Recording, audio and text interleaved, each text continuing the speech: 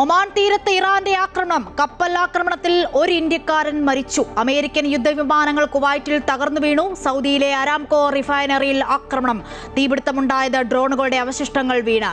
Israel ആക്രമണത്തിൽ ലെബനനിൽ 31 മരണം. ഇറാനിൽ വീണ്ടും അതിശക്തമായ ആക്രമണം. ടെഹ്റാനിൽ സ്ഫോടന പരമ്പര. നതാൻസ് ആണവ നിലയം അമേരിക്ക ആക്രമിച്ചെന്ന് ഇറാൻ ഐക്യരാഷ്ട്രസഭ. തെളിവില്ലെന്ന് അന്താരാഷ്ട്ര ആണവോർജ ഏജൻസി. ഇറാനിൽ മരണം 555 സമാധാന ചർച്ചയ്ക്ക് തയ്യാറാകാതെ ഇറാൻ. ലക്ഷ്യം കാണും വരെ സൈനിക നടപടിയെന്ന് ഡൊണാൾഡ് ട്രംപ്. ഇന്ത്യക്കാരുടെ സുരക്ഷയിൽ അതീവ ആശങ്കയറിയിച്ച കേന്ദ്ര സർക്കാർ. ഇസ്രായേൽ പ്രധാനമന്ത്രി ബെന്യാമിൻ നെതന്യാഹുവിനെ ഫോണിൽ വിളിച്ച് മോദി ആശങ്കയറിയിച്ചു.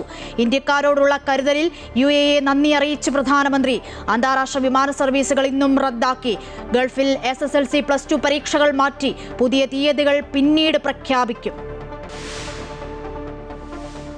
നിയമസഭാ തിരഞ്ഞെടുപ്പിൽ തൃപ്പൂണിത്തുറയിൽ M സ്വരാജിന്റെയും ഉടുമ്പൻചോലയിൽ MM മണിയുടെയും പേരുകൾ വെട്ടി CPM. 3 ടേം വ്യവസ്ഥ കർശനമാക്കി CPI.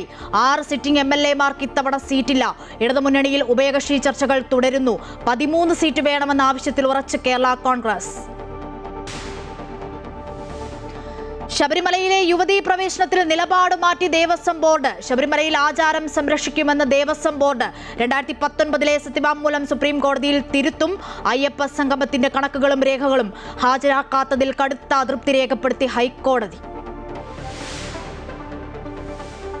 ചോറ്റാനിക്കര ദേവീക്ഷേത്രത്തിൽ മകം തൊഴൽ. രാത്രി 9:30 വരെ ഭക്തർക്ക് ദർശനം. ഭക്തലക്ഷങ്ങൾ കാത്തിരിക്കുന്ന ആറ്റുകാൽ പൊങ്കാല നാളെ.